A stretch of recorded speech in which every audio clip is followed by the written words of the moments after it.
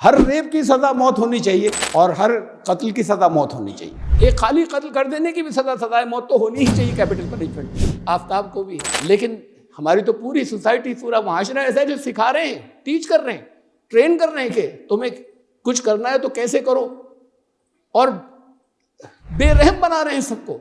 जिन चीज़ों को वो देखते हैं उसके अंदर बेरहमी भरी पड़ी, खुदगर्ज बना रहे हैं, बजाय इसके कि रहमत सिखाएं, कंपैशन सिखाएं, उनको माफ करना सिखाएं, उनको दूसरों के काम आना सिखाएं। Subscribe the channel and press the bell icon to never miss a video. अल्हम्दुलिल्लाह अल्हम्दुलिल्लाहिल्लज़ी लहू हम्दन कसीरन कमा अमर व अशहदु अल्ला इलाहा इल्लल्लाह वहदहु ला शरीक लह व अशहदु अन्ना सय्यदना व नबिय्यना व मौलाना मुहम्मदन अब्दुहु व रसूलुहु। ब्रदरान इकराम, मुल्क में बहुत इस केस की शोहरत हो रही है जिसका मैं तज़किरा आज करने जा रहा हूँ, रेप एंड मर्डर केस श्रद्धा का। इससे पहले भी बहुत से केसेस हुए हैं।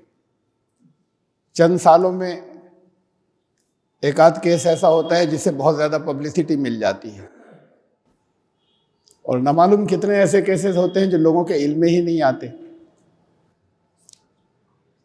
पब्लिसिटी जिन्हें बहुत ज़्यादा मिल जाती है उनमें एक्शन भी होता है, कानून के मुताबिक सज़ाएं भी मिलती हैं,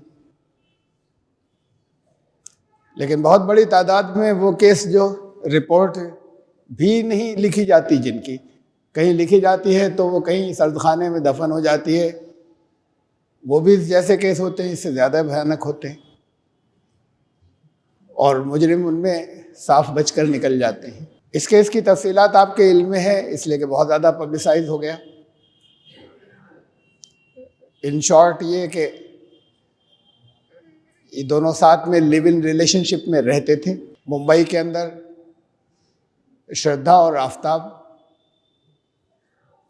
फिर वो दिल्ली मुंतकिल हुए, दिल्ली आए। दिल्ली आने के बाद मई के महीने में दिल्ली आए, और आने के बाद 3 दिन के अंदर अंदर आफ्ताब ने श्रद्धा का कत्ल कर दिया। कत्ल की वजह जो अभी तक बताई गई है उसमें 2 चीज़ें हैं। कुछ एक्सपेंसेस पर, खर्चों पर कुछ झगड़ा हुआ था उस दिन, ख़ास तौर से जिस दिन कत्ल हुआ, और उससे पहले से ये रहा होगा कि इनफिडिलिटी यानी दूसरों से ताल्लुकात, मुमकिन है दोनों के रहे हों, मुमकिन है शौहर के रहे हों, आफ्ताब के या श्रद्धा के, पता नहीं, लेकिन एक वजह जो है वो ये भी थी। इस केस में जहाँ तक कत्ल हुआ वहाँ तक जो कत्ल चारों तरफ होते रहते हैं उनसे कुछ ज़्यादा मुख्तलिफ, कोई ज़्यादा सीरियस बात नहीं थी जो चारों तरफ कत्ल होते हैं।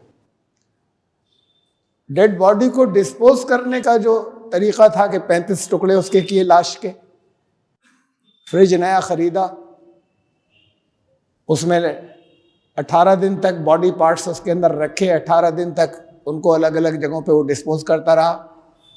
डिस्पोजल के तरीके इंटरनेट से सीखे।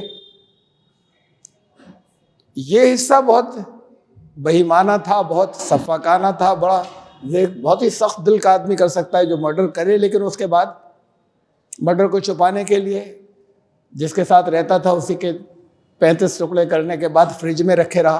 फ्रिज को खोलता था, एक एक टुकड़ा अलग अलग जगहों पे ले जाके दफन करता था। इसकी वजह से बहुत ज़्यादा होनी भी चाहिए, पब्लिसिटी हुई जब वो केस सामने आ गया, होनी चाहिए, और वाकई बेपनाह सफाकाना तरीक़ा था। यानी कितना साइकिक आदमी होगा, किस जहनियत का होगा, और जाहिर है कि सख्त से सख्त सज़ा मिलनी चाहिए इस तरह के तमाम केसेस के ऊपर। मैं सिर्फ इतना कहना चाहता था कि बहुत पब्लिसाइज हुआ केस, असल जुर्म तो कत्ल है ना, वो कत्ल तक तो कोई भयानक नहीं था, जैसे और कत्ल होते रहते हैं ऐसे एक ये कत्ल हो गया। तो उसके बाद का केस है जिसने इसको पब्लिसिटी दी, जो बहुत भयानक है, जो बेपनाह सफाकाना है। लेकिन इससे पहले कुछ और भी जो केसेस गुजरे उनमें सजाएं भी हुई, मैं जिनकी बात कर रहा हूँ, और जिनकी पब्लिसिटी बहुत ज़्यादा हुई, और असल में पब्लिसिटी ज़्यादा होने की वजह से ही मुजरिमों को सज़ा मिल सकी। वरना ना मालूम कितने केस होते हैं जिनको पब्लिसिटी नहीं मिलती। निर्भया का केस था, सबको मालूम होगा, सबको याद होगा, 2012 में हुआ था। उसका असल नाम नहीं है, इस नाम से मशहूर किया गया था निर्भया, ताकि उसकी असल आइडेंटिटी विक्टिम की जाहिर नहीं हो, ये कानून है। उसको एक बस में, वहां पर रेप एंड मर्डर दोनों थे। ये तो लिव इन रिलेशनशिप थी, साथ में रहते थे और झगड़ा हुआ। और इस तरह के रिलेशनशिप में, जो लिव इन रिलेशनशिप है, बहुत कम ऐसी होती है कि ज़्यादा अरसे चले, लेकिन बहरहाल ज़्यादा अरसे नहीं चल के अलग अलग हो जाते। उसका मर्डर कर दिया उसने, कातिल को सज़ा मिलनी चाहिए। उस केस में रेप और मर्डर दोनों थे, और रेप भी बहुत भयानक तरीके से थे, मर्डर भी बहुत भयानक तरीके से था। उसमें बस में 6 लोग थे, ड्राइवर समेत, और उन 6 ने रेप किया, 6 ने देनाबिल जबर किया, जिसमें एक 18 साल से कम उम्र का था जो क्लीनर था बस का। सिर्फ इतना ही नहीं किया रेप, बल्कि और भी कुछ बहुत ही शर्मनाक ज्यादतियां की उस रेप के साथ साथ। कि प्राइवेट पार्ट्स के अंदर औजार वगैरह जो है उनसे हमला किया या ठोसे। तो ये बेपनाह सफकाना था। फिर उसके बाद वो कंकशन की हालत में उसको, निर्भया को हिंदुस्तान से बाहर भेजा गया, शायद जहाँ तक मुझे याद है सिंगापुर हॉस्पिटल में, और वहाँ उसका इंतकाल हो गया, वहाँ उसकी डेथ हो गई। कातिलों में से वो बच गया जो जुवेनाइल कहलाता है, यानी 18 साल से कम का। बच गया से मतलब सज़ा हुई, लेकिन जुवेनाइल कोर्ट अलग होती है, जो 18 साल से कम के जो होते हैं उनको जो सज़ाएं दिया करती हैं। और उसमें सज़ाए मौत का तो सवाल ही नहीं, लंबी कैद भी नहीं होती, 2-3 साल 3 साल की कैद हो जाती है। ये सबसे बड़ी से बड़ी सज़ा है, 3 साल की कैद, वो भी जुवेनाइल होम के अंदर। मतलब उनके लिए वो जैसे जेल के अंदर जो सख्तियाँ होती हैं वैसी जेलें भी नहीं होती, कि वहाँ रिफॉर्म के लिए भेजे जाते हैं। रिफॉर्म तो जाहिर है किसी का नहीं होता। ये भी कानून की अजीब बात है कि, और फिर कानून यहाँ का इससे ज़्यादा कुछ कर भी नहीं सकता कि 18 साल से 1 दिन कम हो तब तो वो बच जाएगा, और 3 साल तो ज़्यादा से ज़्यादा सज़ा है, उससे भी कम होगी, और वो भी ऐसी जगह होगी जहाँ कैदियों के मुकाबले में बेहतर तरीके से रखा जाता है। और 1 दिन आगे बढ़ गया तो अब उसको उन लोगों के साथ ट्रीट किया जाएगा जहाँ सख्त से सख्त सज़ाएँ होंगी। कानून इससे ज़्यादा कुछ कर भी नहीं सकता। कोई ना कोई एज तो बनाएगा, जो भी बनाएगा उससे 1 दिन पहले और 1 दिन बाद का मरहला या सवाल सामने उठेगा। वो उस केस के बाद, ये मैं कुछ केसेस याद दिला रहा हूँ जिनकी पब्लिसिटी बहुत हुई थी, जो आप सबने सुने होंगे, खाली एक याद दहानी के लिए इसके कंपैरिजन से। 2018 में ये 2 केस निकल कर आए। एक कठुआ का रेप एंड मर्डर केस, और उन्नाव का जो केस है उसके अंदर रेप केस था, लेकिन कत्ल दूसरों के हुए थे। ये पहले हुआ था 2017 के अंदर उन्नाव का केस, लेकिन चूंकि वो रेप करने वाले जो था वो रूलिंग पार्टी के एमएलए थे। किसी तरह की कोई रिपोर्ट, जो रिपोर्ट बहुत बात को लिखी भी गई, उसमें पुलिस ने नामजद करने को इनकार कर दिया कि उनका नाम नहीं लिखा जाएगा एमएलए का। और फिर वो लाइमलाइट में आया ज़्यादा, जब लोगों तक जो पहुंचा और हंगामा मचा, वो बात की हरकतों पर था, वरना तो कुछ भी नहीं होता। वहाँ मुकामी उन्नाव के एमएलए था रूलिंग पार्टी के, जिसके ऊपर उसने रेप का इल्ज़ाम लगाया था, कुछ नहीं हुआ। तो अब ये 2018 की बात है कि अप्रैल की के उस चीफ मिनिस्टर की कोठी के सामने जाकर उसने खुद को जलाने की कोशिश की, अपने आप को। तो वहाँ उन लोगों ने, जो गार्ड्स थे, उन्होंने रोक दिया। उस पर भी कुछ नहीं हुआ, कोई एक्शन नहीं हुआ। हाँ, अखबारात में बहुत कुछ आ गया, फिर प्रेस में आ गया, लेकिन ये कि फिर रूलिंग पार्टी के एमएलए था, कुछ भी नहीं हुआ। कोशिश मुख्तलिफ अंदाज में दबी दबान के बचाव की होती रही। फिर अगले ही दिन, जिस दिन ये वाक़या था, इसके जो विक्टिम थी, जो औरत, उसके बाप को पकड़ लिया गया था, झूठे इल्ज़ाम लगाकर उसकी हिरासत में मौत हो गई। फिर और ज़्यादा हंगामा मचा। उसके बाद भी ये हुआ कि मुल्जिम को पकड़ा नहीं गया। अब नामजद तो हो गए थे, लेकिन पकड़ा नहीं गया, इसलिए कि एमएलए थे वो। उसके फिर 2 दिन बाद एक कार से ये आ रही थी, वही जो विक्टिम है, उसके साथ में उसका वकील था, 2 और रिश्तेदार थे। उस कार को एक ट्रक ने टक्कर मारी। ट्रक की नंबर प्लेट जो है वो ब्लैक एंड थी, काला पुती हुई थी उसके ऊपर। ट्रक वाला उसे छोड़कर भाग गया और उसमें खुद जख्मी हुई, वकील बहुत जख्मी हुए, मरे तो नहीं, लेकिन 2 रिश्तेदार और जो साथ में थे वो उनकी डेथ हो गई। तो अब ये साफ साफ बहुत वाजे ये सीरीज जो चल रही थी, हर एक जानता था पूरे मुल्क में, पूरी दुनिया में। केस इंटरनेशनल लेवल तक पहुंचा था, इंटरनेशनल प्रेस में। हर एक जानता था कि ये एक्सीडेंट कराया गया था, एक्सीडेंट कराने वाला कौन था। बहरहाल ये उसके बाद फिर उस औरत ने सुप्रीम कोर्ट को लेटर लिखा और सुप्रीम कोर्ट ने एक्शन लिया। सुप्रीम कोर्ट ने हुक्म दिया पुलिस को कि उसके नामजद रिपोर्ट दर्ज की जाए और मुलजिम को गिरफ्तार किया जाए। गिरफ्तार किया गया, बात को सजा हुई।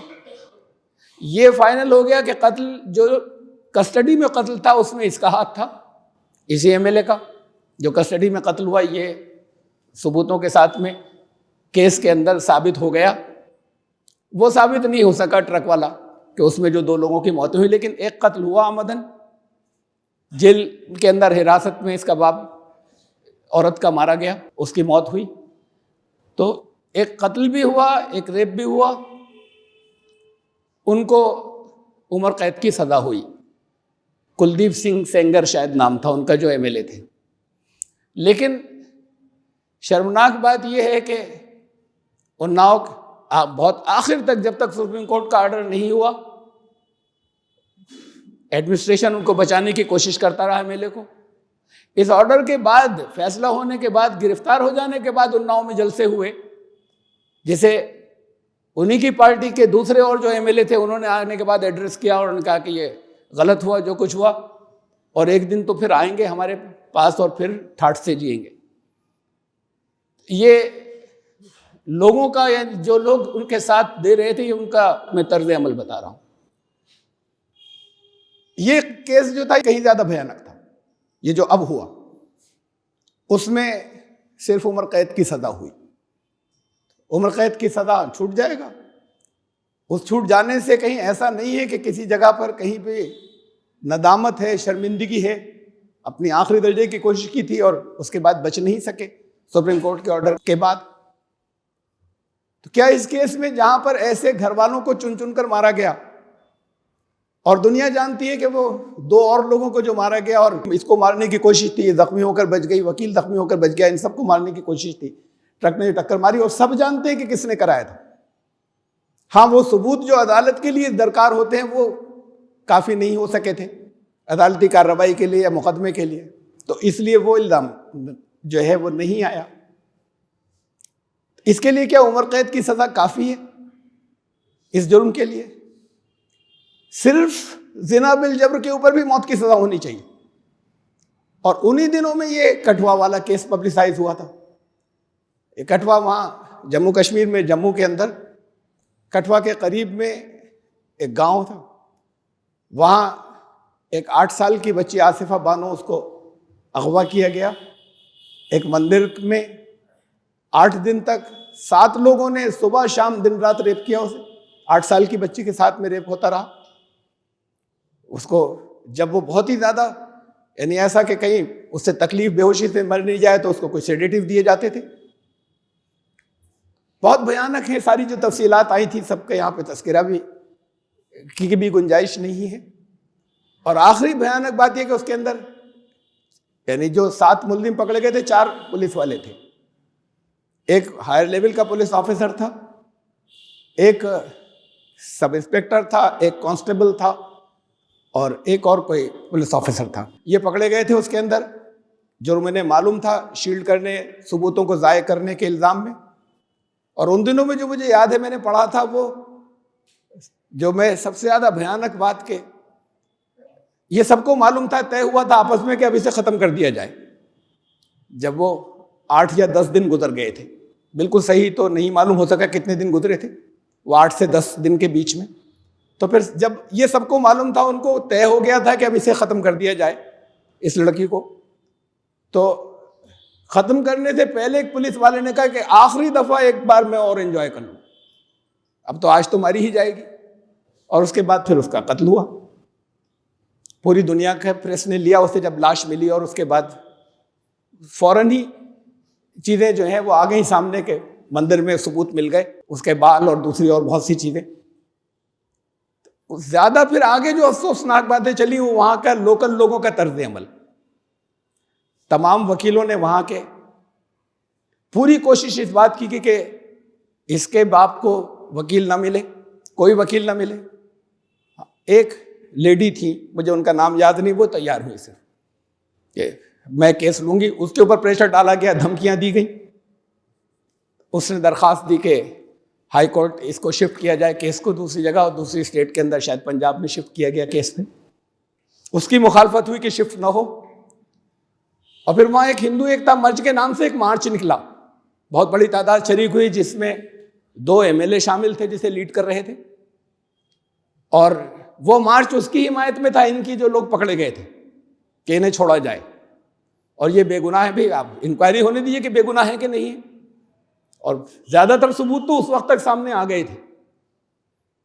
बहरहाल उस केस के अंदर शायद 3 को या 4 को सजाए मौत हुई, उम्र कैद हुई 2 को या 3 को, और एक जुवेनाइल उसमें से भी छोड़ दिया गया कि यह 18 साल का नहीं था, उसको छोड़ दिया गया। एक तो सबूत नाकाफी होने की वजह से वो मंदिर के पंडित थे जो मेन मुजरिम थे, बाप और बेटे मिलकर रेप करते रहे, लेकिन उस बेटे के खिलाफ सबूत ज्यादा फराहम नहीं हुए, वो उसे छोड़ दिया गया। और एक जुवेनाइल जो इसका चचाजाद भाई था, कानपुर से आया था, वहाँ एग्जाम हो रहा था, किसी से अटेंडेंस वहाँ पर लगवाई थी और यहाँ मौजूद था, उसे छोड़ दिया गया। मैं छोड़ नहीं दिया गया, वही 3 साल की मैक्सिमम सजा 3 साल हो सकती है, 3 साल की सजा उसे दी गई। अब ये केस और उन केस कोई मुकाबला नहीं है भयानक होने में, लेकिन जो लोग छोड़ दिए गए, जो शील्ड कर रहे हैं, जो जुर्म करवा रहे हैं या जुर्म की हिमायत कर रहे हैं या सबूत मिटा रहे हैं, वो कत्ल में बराबर के शरीक होने चाहिए। अब ये बहरहाल लॉ कहता है, मैं क्या इसमें कह सकता हूँ, कानून कहता है कि नहीं, कुछ का जुर्म कम था और कुछ का जुर्म ज्यादा था, तो ये दरमियान में सजाएं थी। ये केस मैंने चंद वो हवाले दिए जो बहुत ज्यादा पब्लिसाइज हुए थे, इस केस से बहुत ज्यादा भयानक थे। हाँ, इतनी बात जरूर है कि फिर कत्ल को छुपाने के लिए बात को जो तरीके इस्तेमाल किए वो इसके अंदर ऐसे थे कि जो अनप्रेसिडेंटेड हैं, इससे पहले कभी सुने नहीं थे, और एक हंगामा है। असल सवाल इन सब में है, एक जिन्हें उम्र कैद की सजाएं हुई उसे तो छोड़िए, जिन्हें मौत की सजा मिली, क्या वो सजा काफी है? आसिफा बानो के सिलसिले में वो सजा काफी है जिन्हें सजाए मौत मिल गई? तो क्या वो जो नाव के अंदर जो लेडी थी उसके साथ जो कुछ हुआ, वो कितने महीने टॉर्चर उसके साथ में होता रहा और उसके घर वाले मारे जाते रहे, या 3 तो खत्म हो गए, वालिद खत्म हो गए, 2 ट्रक में खत्म हो गए, और ट्रक ने जो टक्कर मारी थी कार में एक्सीडेंट में, खुद जख्मी हुई, बच गई, वकील बच गए, दोनों को मारने, उन दोनों को सबको मारने की कोशिश थी। तो क्या एक इन सब के बदले में एक दफा किसी को फांसी की सजा हो जाए तो क्या वो काफी है? फांसी की भी नहीं हुई, उम्र कैद की सजा हुई, कैपिटल पनिशमेंट नहीं हुई। कैपिटल पनिशमेंट होती तो काफी नहीं थी, सफिशिएंट नहीं थी। तो वो कितनी जिंदगियां मर मर के जीती रही, जिसके साथ ये सब कुछ हुआ, जिसके वालिद को मार दिया गया जेल के अंदर, उसमें हिरासत के अंदर जिसके वालिद को मार दिया गया, जेल में नहीं, फिर जिसके और 2 रिश्तेदार मारे गए और उसके ऊपर अपने ऊपर कातिलाना हमला हुआ, तो वो कितना मर मर कर जीती रही। इसके लिए एक दफा किसी को मारा जाना भी काफी नहीं था, वो भी नहीं हुआ, उम्र कैद की सजा हुई। इस केस में क्या होगा हमें नहीं मालूम। ये तो अदालत का जो भी व्यू ले, पब्लिसाइज बहुत हो गया है, तो जाहिर है कि केस आसानी से छूट नहीं सकता। और भी केस हैं जिनके अंदर कत्ल हुए और वो पब्लिसिटी उनको मिल गई, तो उसके अंदर बहरहाल सजाएं हुई, ज़्यादातर के अंदर कैपिटल पनिशमेंट नहीं मिली, ज़्यादातर के अंदर उम्र कैद की सजाएं हुई। असल सवाल इस जगह पर है, मैंने उन दिनों में जब ये दोनों केस तकरीबन एक साथ चल रहे थे, ये कठवा मर्डर केस और उन्नाव मर्डर केस, इसलिए कि वो उन्नाव वाला सामने ज़रा देर से आया था, चंद महीनों के बाद, तो 2018 में ये एक साथ पब्लिसिटी चल रही थी इनकी। और हमारे यहाँ का तो तर्ज अमल ये है कि वो कहीं अगर मॉब किसी की बच्ची को मार दिया, उसके और रिश्तेदारों को सामने मार दिया, उसके साथ में इज्तिमाई बलात्कार हुआ, सामूहिक बलात्कार हुआ, मुजरिमों पे जुर्म साबित हो गया तो सरकार ने छुड़वा दिया कुछ अरसे के बाद। गुजरात के रॉयट्स की जो उनका फिर इस्तेकबाल हुआ, पब्लिक का अंदाज ये था कि उनका इस्तेकबाल हुआ ऐसे जैसे किसी हीरो का होता है। किस जगह जहनियत आ गई लोगों की, आवाम किस जगह पर पहुंच गए। और फिर बात यह कि जुडिशियल सिस्टम पर भी हमें गौर करना चाहिए। उन दिनों में मैंने एक ट्वीट 2-3 किए थे, तो उसमें ट्वीट में मैंने ये तो फिर मैं अपनी दायरे राय रख रहा हूं ना, और बहुत बड़ी तादाद ऐसी थी पूरे मुल्क के अंदर जो कहती थी कैपिटल पनिशमेंट होना चाहिए, इनको सजाए मौत होनी चाहिए मुख्तलिफ मौकों के ऊपर। ये पूछिए उनसे जो विक्टिम है और विक्टिम के घर वालों से, ये बाकी अपनी क्या राय देते हैं कि नहीं सजाए मौत नहीं होनी चाहिए। वो किस बात की राय देते हैं? ये एक डिबेट है कि कैपिटल पनिशमेंट तो खत्म ही कर देनी चाहिए, किसी मामले में नहीं होनी चाहिए। तो ये सवाल तो उनसे किया जाए जिनके ऊपर गुजरी, और उनके जो घर वाले हैं उनसे किया जाए कि खत्म कर दिया जाए या नहीं कर दिया जाए। ये सवाल उनसे किया जाए, यानी ज्यादातर लेडीज होती हैं जो शिकार होती हैं, विक्टिम होती हैं इसकी, इसलिए कि वो फिजिकली वीक हैं और फिजिकली कमजोर हैं, तो उनके ऊपर हावी हो जाते हैं वो जो फिजिकली स्ट्रांग ज्यादा हैं। तो ज्यादातर विक्टिम औरतें होती हैं इन मोस्ट केसेस। तो ये सवाल लेडीज से किया जाए इन जनरल कि सजा क्या होनी चाहिए। सजा कैपिटल पनिशमेंट की अभी तक हमारे मुल्क में है, बाकी दुनिया के बहुत से मुल्कों में खत्म हो गई, यहां भी ये डिमांड है मौजूद।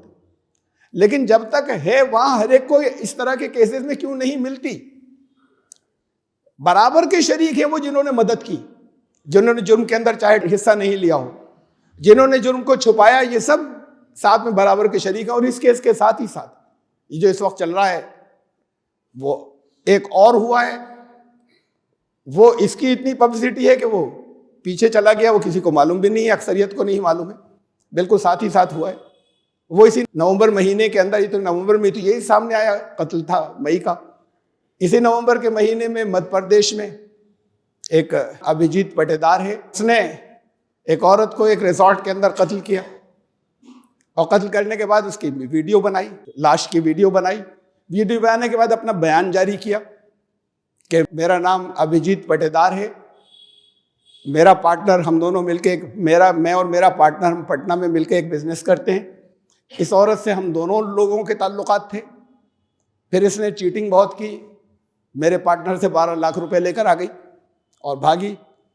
पार्टनर ने कहा कि इसे तो मार डालो, जबलपुर में मिली, फिर उसके बाद वो रिजॉर्ट में ले गया, इसलिए कि ताल्लुकात तो थे ही। और फिर वहाँ इसने कहा मैंने इसलिए इसको मार दिया।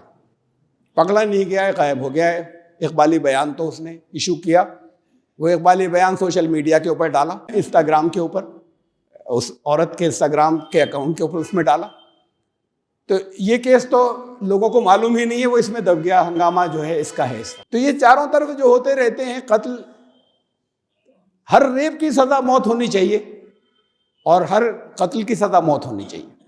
जहां पर गलती से कोई कत्ल हो गया हो, अचानक गुस्से से हो गया, उसके मार्जिन के अलावा जो प्लान्ड मर्डर्स होते हैं उसमें हर एक की सजा कत्ल होनी चाहिए। अब कत्ल की सजा की डिमांड्स तो ऐसे मौकों पे होती हैं खड़ी, खासतौर से वीमेन कम्युनिटी की तरफ से। बाज ये भी उसमें किसी ने बयान दिया था गैर मुस्लिमों में से, सजा वो दो जो इस्लामी शरीयत के अंदर है, वो सजा आनी चाहिए। जब कुरान ने कहा कि किसी एक मन कतल नफ्सन बिगैर नफ्सिन औ फसादिन फिल अर्ज़ फकान्नमा कतलन नास जमीआ, अगर एक जान अगर किसी ने ली है जानबूझकर, वो खुद कातिल था अगर नहीं था, उसके बदले ली है तो अलग बात है, वो भी खुद नहीं ले सकते, वो कानून काम करेगा वहां पर।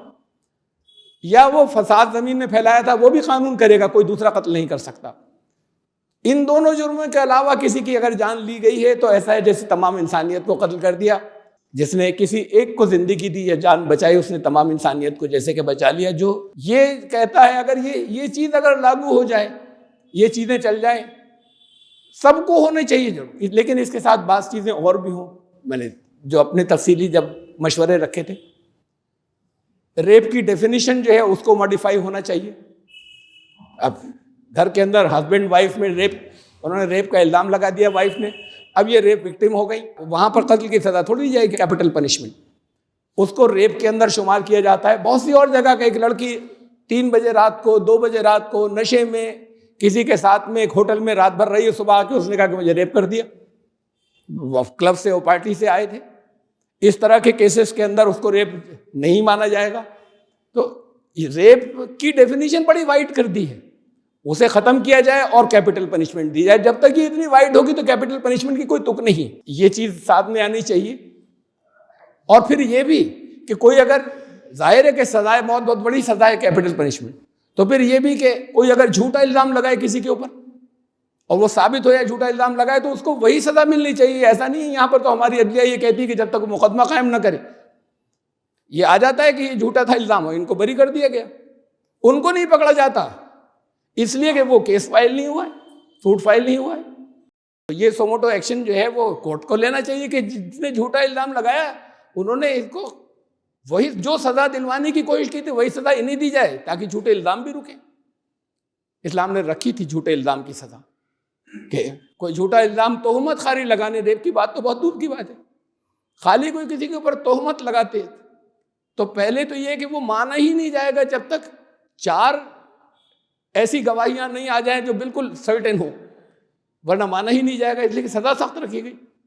और फिर जब तय हो जाए कि अगर झूठा इल्जाम हुआ तो फिर उनको दी जाएगी वही सजा जो इसको मिलती अगर वो इल्जाम सच्चा होता तो ये है असल में जुडिशियस कानून। इसके बाद भी ये फिर आखिरी बात, यानी और इन सब चीज़ों को डिस्कस करने के बाद मैं कह रहा हूँ ये तो होनी चाहिए सख्त सजाएं, और झूठा इल्जाम लगाने वालों को भी वही सजा मिलनी चाहिए, वो ऐसे बचकर नहीं चले जाएं। लेकिन फिर सवाल वो पैदा होता है कि मैंने कई मरतबा यहाँ पे जिक्र किया है, वो जो बिल्ला रंगा मर्डर केस था, गीता चोपड़ा और उसके भाई का मर्डर किया था इन दोनों ने, सजाए मौत उन्हें हो गई, लेकिन जिन हालात में जितना तड़पा कर, जितना जो कुछ इस बीच में गुजरी उनके ऊपर, उसके लिए क्या एक बार उनको फांसी दे देना काफी है? ये तो बार बार जो है उनको कितनी दफा किसी को सजा दी जा सकती है? उसने 100 लोगों को मारा तब भी एक मरतबा फांसी होगी, किसी एक को मारा तब भी एक मरतबा होगी। अगर दे दी गई यहाँ तो होती भी नहीं, अगर दे दी गई तो क्या वो काफी है? तो फिर इंसाफ का तकाजा ये, तो यहाँ के इंसाफ की, दुनिया के इंसाफ की बात है। इंसाफ का तकाजा ये कि सदा का कोई जहान होना चाहिए, अगर किसी ने पैदा किया है तो यहाँ इंसाफ हो। लोग सवाल करते हैं कि ये इंसाफ ही क्या हो, वही रोक देता कि ये सब ना हो? ये बहुत सवाल आता है कि वही रोक देता कि यहाँ ये सब ना हो। उसने बताया कि ये दुनिया, पहली बात तो ये कि वो इस दुनिया की जिंदगी जितनी है उससे लाखों करोड़ों अरबों गुना नहीं, उससे भी और आगे की है अगली जिंदगी, उससे आगे आने वाली। तो वो जो इनफाइनाइट, तकरीबन इनफाइनाइट है, वो जो लाइंतहा है, उसके मुकाबले में ये चाहे 100 साल की किसी की जिंदगी हो तो ऐसी भी नहीं जैसे समंदर पे एक बुलबुला फूट गया। जब तक उससे कंपेयर नहीं करते ये जिंदगी लंबी ही महसूस होती है। इतने दिनों अगर कोई तकलीफ में गुजरा और बेजा गुजरा, उसका कंपनसेशन उसे मिलेगा, उसका बदला उसे वहां पर मिलेगा, दिया जाएगा। और विक्टिम जो है वो ऐसा नहीं होगा कि विक्टिम वहां पर एग्रीव्ड रह जाए और वहां पर दुखी रह जाए कि मेरे साथ तो इंसाफ नहीं हुआ, इंसाफ मिलेगा। लेकिन यहां पर तो ये तय किया है उसने कि जिनको चॉइस दी गई, अगर चॉइस नहीं दी जाती, अगर इख्तियार नहीं दिया जाता, तो ये फिर बाकी मखलूकात की तरह होते। जैसे जानवरों को चॉइस दी गई, ये भी जानवरों की तरह होते। इनको चॉइस दी गई, गाइडेंस भी दे दी गई, बता भी दिया गया।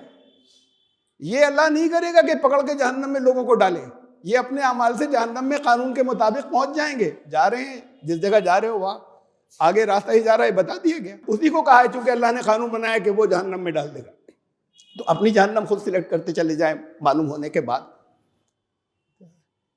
इस पर भी एतराज़ात आते हैं कि तुम्हें चॉइस दी गई, अगर चॉइस दी गई तो फिर ये नहीं हो सकता कि वो कहे कि मैं ज़बरदस्ती हर एक को ईमान वाला बना दूं, मैं किसी का जुर्म, किसी के खिलाफ कोई जुर्म होने ही नहीं दूं।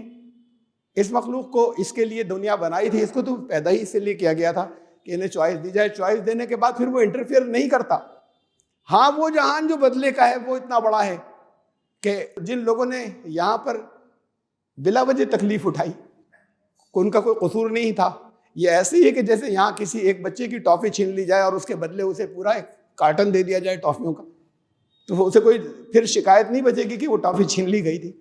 तो वो तो ये तो बड़ी छोटी से बहुत कोई कंपैरिजन नहीं इस मिसाल का भी उससे जो लाखों अरबों खरबों गुना से भी ज़्यादा है इस दुनिया से, जो आगे आने वाली ज़िंदगी वो तकरीबन इनफाइनाइट है, लामहदूद है, ला इंतहा है।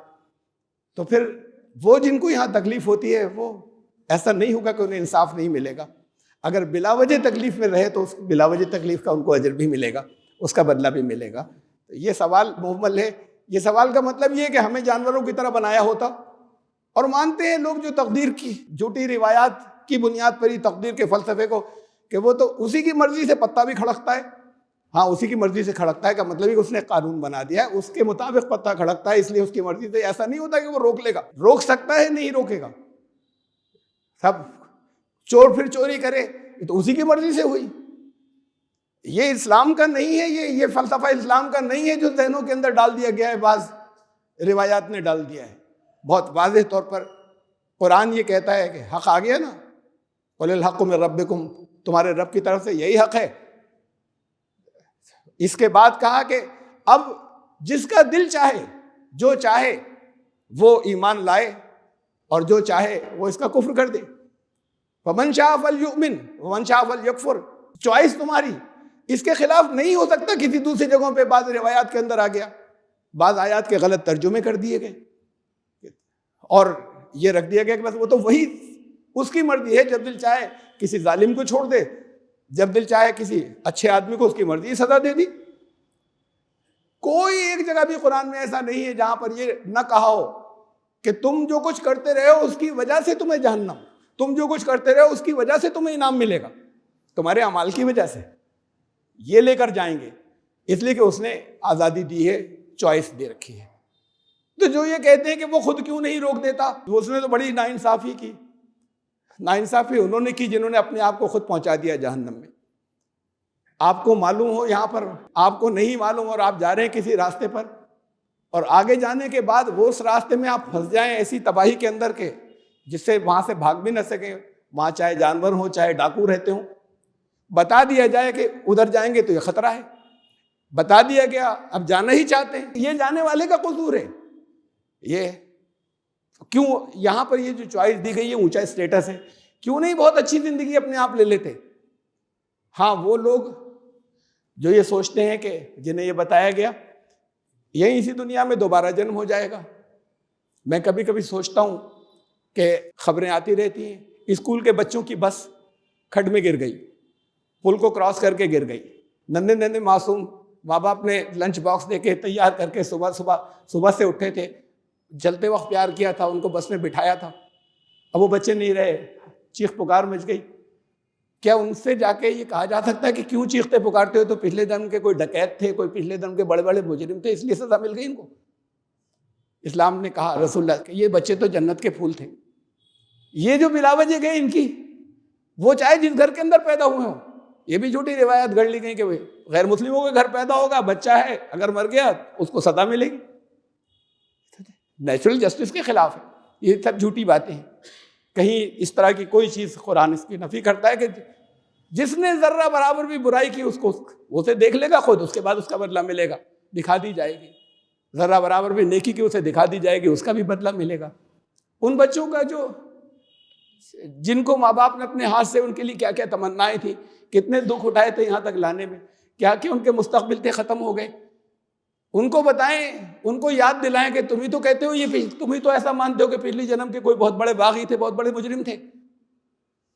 इस्लाम कहता है नहीं, इनकी ज़िंदगी दूसरों के ट्रायल के लिए थी, लेकिन ये जो बहुत अच्छी जगह है, उससे बहुत अच्छी जगह है जो तुम सोच सकते हो। तुमसे भी मुलाकात होगी अगर तुम भी उस अच्छी जगह पहुँच सको तो, वो तो जन्नत के फूल हैं। तो ये बुनियादी तौर पर उन सब के अलावा कि हम साइंटिफिक बात करें और दूसरे दलील दूँ, मैं बाकी रखूँ, ये है इंसाफ कि ये वन वे ट्रैक है। मालूम है, बता दिया गया, क्यों जा रहे हो उस तरफ, तो असल सज़ा तो मिलनी बाकी है। ये खाली यहाँ कितने लोग हैं जो बच गए, इन्हें छोड़िए, जो हमारे वो केस जो हमारे इल्म में नहीं आते बच गए, बचकर निकल गए, बहुत बड़ी तादाद है। इनसे ज़्यादा भयानक भी हो सकते हैं। उन्हें तो सब जानते हैं कि वो जो राजे महाराजे थे और नवाबीन थे, न मालूम कितने घर उजाड़े, कितनों को मारा, कितनों को मरवाया। ये आज के हेड ऑफ द स्टेट्स, न मालूम कितनों को मरवाते हैं, कितनी बड़ी तादाद को। वहां से ऑर्डर आ जाता है और लोग मारे जाते हैं, बम्बार्डमेंट हो जाता है। उसके अलावा इंडिविजुअल कोई बड़ा है, उसके पीछे जो है वो भेज दिया जाता है लोगों को कि भाई इसे खत्म कर दो, एलिमिनेट कर दो, कर दिया जाता है। इन्हें सजा नहीं मिलनी चाहिए, ये तो स्कॉट फ्री हो गए, ये तो सीधे बच गए, कुछ भी नहीं हो सका। ये हुकूमतें कर रही हैं, हुकूमतों के हेड ऑफ द स्टेट्स कर रहे हैं। पता नहीं ऐसे कोई होते भी हैं या नहीं होते हैं कि जिनके कपड़ों के ऊपर जो नजर नहीं आते हमें कितने खून के धब्बे होंगे, जिनके हाथ जो है वो खून से रंगे हुए नहीं होंगे, ऊपर से नीचे तक पूरा जिस्म खून से रंगा नहीं होगा। इन्हें कोई सजा नहीं मिलनी चाहिए, मिली नहीं। यहाँ पर तो सारा इंसाफ यहाँ पर नहीं है। इंसाफ तो होगा, और असल में तो इन तमाम मौक़ों पे यहाँ पर हमें कोशिश करनी चाहिए कि वाकई जो नेचुरल जस्टिस कहता है वो हमारे लॉज हों, वो हमारे कवानीन हों। जो आम इंसान, इसी को नेचुरल जस्टिस कहते हैं। हर आदमी तय कर ले कि इंसाफ तो ये है, ये तो गैर इंसाफ़ी हो गई, नाइंसाफ़ी हो गई। इसको नेचुरल जस्टिस कहते हैं। और हमारा कानून बहुत अहमियत देता है लॉ, हर जगह का, हर मुल्क का नेचुरल जस्टिस को। लेकिन उसके बावजूद लॉ कुछ वो बन जाते हैं जो इसके खिलाफ होते हैं, फ्रेम हो जाते हैं, पार्लियामेंट्स पास करती हैं। तो अगर हम यहाँ पर नेचुरल जस्टिस दे भी दें तो कितने ही मुजरिम उसके बाद भी हैं कि जो सज़ा पाने के बाद इन्हें तो बहुत मिलनी चाहिए सज़ा, तो वो बहुत मिलेगी। इंसाफ असल में ये है, असल इंसाफ ये है कि वक्त आगे जा रहा है, तुम्हें नज़र नहीं आ रहा, वो दुनिया नज़र नहीं आ रही, लेकिन सज़ा बहुत भयानक है, उस सज़ाओं से बचें। यह है असल हल। यहाँ पर तो बहरहाल इसकी कोशिश करते रहें, एक लॉ भी कोशिश करती रहेगी कि नहीं, कोई सज़ा नहीं दी जाए, इसको भी सज़ा होनी चाहिए, बुरी से बुरी। एक खाली कत्ल कर देने की भी सज़ाए मौत तो होनी ही चाहिए, कैपिटल पनिशमेंट। आफ्ताब को भी क्यों रहते थे उस रिलेशनशिप के अंदर, इसे भी छोड़ें, ये तो मॉरलिटी की बात आ जाएगी, कभी इस पर भी मैं बात करूँगा। कहाँ से सीखे वो तरीक़े उसने, उन रास्तों को क्यों नहीं बंद किया जाता जहाँ से ये सीखा कि डेड बॉडी को ऐसे डिस्पोज किया जाए और कत्ल ऐसे किया जाए? उन रास्तों को क्यों नहीं रोका जाता? क्यों वो हर एक के लिए खुले हैं, बच्चों तक के लिए खुले हुए हैं वो रास्ते? इस पर भी फिर कभी और बात करेंगे। लेकिन हमारी तो पूरी सोसाइटी, पूरा माशरा ऐसा है जो सिखा रहे हैं, टीच कर रहे हैं, ट्रेन कर रहे हैं कि तुम्हें कुछ करना है तो कैसे करो, और बेरहम बना रहे हैं सबको। जिन चीज़ों को वो देखते हैं उसके अंदर बेरहमी भरी पड़ी है। ये जो ओपन, जिनका हम कहीं मुखालफत भी नहीं करते, टीवी सीरियल्स, बेरहमी भरी पड़ी है। आपके खाली ये स्पोर्ट्स, जहाँ पर बॉक्सिंग के अंदर किसी की अगर नाक टूट जाए, किसी की आंख फूट जाए, लोग जो है वो ऊपर खड़े होकर खूब चीख चीख के तालियां बजाते हैं। ये तो पुराने रोम के जो एरेनास से स्पोर्ट्स थे कि इंसान को डाल दिया गया और चिथड़े होते हुए देख रहे हैं, हल्के हल्के, धीरे धीरे, और सब तालियां बजा रहे हैं, आज का स्पोर्ट खत्म। ये तो उसी तरह की चीज़ें हैं। ये बेरहम बना रहे हैं, खुदगर्ज बना रहे हैं, बजाय इसके कि रहमत सिखाएं, कंपैशन सिखाएं, उनको माफ़ करना सिखाएं, उनको दूसरों के काम आना सिखाएं। ये चीज़ें सिखाने के बजाय कोच किया जा रहा है, ट्रेनिंग दी जा रही है। ये ट्रेनिंग देने के लिए कोई ना बैठा हो, लेकिन वो रास्ते जहाँ पर ट्रेनिंग देने वाले हैं सारे, वो सब खुले हुए हैं। तो किया एक शख्स ने, और भी बहुत कर सकते हैं। आगे जितने हम कहते हैं कि अनप्रेसिडेंटेड है, और कुछ आगे आ जाएगा जो उस वक्त वो अनप्रेसिडेंटेड होगा, इससे भी ज़्यादा भयानक होगा। जब तक ये सज़ाएं सख्त नहीं होंगी और जब तक उन चीज़ों को, उन असबाब का इलाज नहीं किया जाएगा कि ये क्रूएल नहीं बने और बेरहम नहीं बने, और उसके लिए वाकई डिटरेंट्स, रोकने वाली अंजाम यहाँ पर भी इबरतनाक हो, हालांकि सज़ा वो काफ़ी नहीं होगी, तो असल सज़ा तो फिर जो असल मुनसिफ है वही देगा, उनको मिलेगी। उनको ये मालूम होना चाहिए, यकीन होना चाहिए, तब रुक सकेंगे, वरना फिर नहीं रुक सकेंगे। और ये सिलसिला जारी रहेगा। कुछ दिन अखबारात के अंदर ज़रा चलेगा, फिर ठंडी हो जाएगी, कोई और केस 2-3 साल के बाद आएगा, और फिर उसकी पब्लिसिटी होगी, लोग शोर मचाएंगे, प्रेस शोर मचाएगा, कोई बड़ा इवेंट कहीं हो जाएगा। कभी कभी तो क्रिएट कर दिए जाते हैं बड़े इवेंट, इसलिए कि तवज्जो इधर से हट जाए, तो कभी कभी तो क्रिएट भी कर दिए जाते हैं, नहीं हो तो आते ही रहते हैं। लोग इसे भूल जाएंगे, अपने सारे जज्बात जो हैं वो जज्बाती बातें हैं जो वक्ती होती हैं। परमानेंट सोल्यूशन तो वही है, जिसने पैदा किया वो बताएगा सही तरीक़ा क्या है। कानून बनाने का हक़ किसे है? जिसने यहाँ पर ज़िंदगी दी, जिसने यहाँ पर रखा, जिसने इस पूरी नेचर को, जिसने इस पूरी दुनिया को, जिसने इंसानों के अलावा हर एक की दुनिया में एक कानून जारी कर दिया, इनको एक आज़ादी दे दी है, वो बता दिया कि सही कानून क्या होना चाहिए, वरना तुम्हें सज़ा क्या मिलेगी, और खाली सज़ा नहीं, अच्छा बदला क्या मिलेगा, ज़िंदगी अच्छी तुम्हारी खुशगवार हमेशा की कैसे गुजरेगी। तो ये हक़ उसको होना चाहिए जिसने किसी मकसद के तहत यहाँ पर रखा है। ये हक़ जब खुद ले लेती हैं पार्लियामेंट्स, लेजिस्लेटिव असेंबलीज जब ये हक ले लेती हैं तब ज़्यादतियाँ शुरू होती हैं। इसलिए कि हर दौर के अंदर लोग अपनी अपनी समझ के हिसाब से फ़ैसले करते हैं। किसकी मेजॉरिटी है, अक्सरियत से फ़ैसले होते हैं। अक्सरियत का फ़ैसला बायस्ड भी हो सकता है। अक्सरियत के फ़ैसले के अंदर वो अगर बायस न हो, यानी किसी के हिमायत करने वाला नीयत के एतबार से बायस अगर न हो, तब भी उसके अंदर गलतियाँ हो सकती हैं, चूकें हो सकती हैं। हमेशा का अटल कानून तो उसी का हो सकता है जिसने यहाँ पर बनाया, जो पैदा किया, जो इंसान की फितरत जानता है, जो इंसान वो जो ये जानता है कि जुर्म कैसे रुकेंगे। रुक गए हैं बहुत से जुर्म बाद ममालिक के अंदर, नहीं होते इसलिए कि सज़ाएँ सख्त तो होनी ही चाहिए, लेकिन उसके साथ कुछ और मैंने बातें रखी थी, उस पर भी गौर किया जाना चाहिए। असल सज़ा उसके बाद बाकी है। इसका जिनको यकीन होगा, मैं सबके लिए नहीं कह रहा, मैं आप लोगों के लिए भी कह रहा हूँ, कहते हैं हाँ यकीन है, आखिरत का यकीन है, आखिरत का यकीन है, तो वो सब नहीं कर सकते जो हो जाता है। इसका जो सज़ा भुगतनी पड़ेगी, इसका तो अंजाम सामने आएगा, ये तो रिकॉर्ड हो रहा है सारा। तो जब तक ये यकीन नहीं होगा, असल चीज़ कानून, खाली कानून, तो वो खुदाई कानून भी खाली नहीं रोक सकता किसी को जुर्म करने से, जब तक उसके साथ में ये यकीन ना हो। इसलिए ये हिस्सा बहुत अहम है कि आखिरत का यकीन इन सारे वाक़यात के साथ में हमारे सामने आना चाहिए और हमें लोगों को बताना चाहिए। बारकल्लाहु लना व लकुम फ़िल क़ुरानिल अज़ीम इन्नहु तआला जवादुन करीम।